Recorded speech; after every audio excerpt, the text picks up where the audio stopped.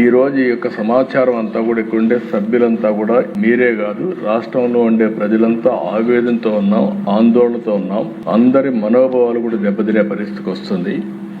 నేను కూడా 45 సంవత్సరాలుగా రాజకీయాల్లో ఉన్నా. రేపు 28కి 50 సంవత్సరాలు అవుతుంది. అయితే మీరు గుర్తుపెట్టుకోవాల్సింది, నేను ఎప్పుడు కూడా వెంకటేశ్వర స్వామి మా ఇంటి కుల దైవం. ఏ కష్టం ఉన్నా బాధలున్నా ఆయనకి చెప్పి ముందుకు పోవడం తప్ప వేరే మార్గం లేదు.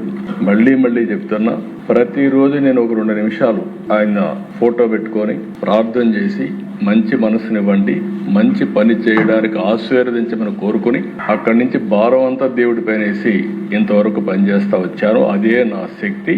దానివల్ల నేను ముందుకు పోతున్నానని చెప్పి కూడా మరొక్కసారి మీ ద్వారా తెలియజేస్తున్నా.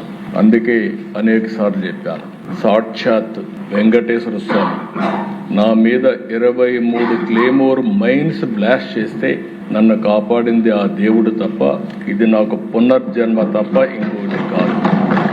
అలాంటి నా జీవితంలో మీరు చూస్తే ఎప్పుడు కూడా వెంకటేశ్వర స్వామికి దగ్గరలో నేనున్నా.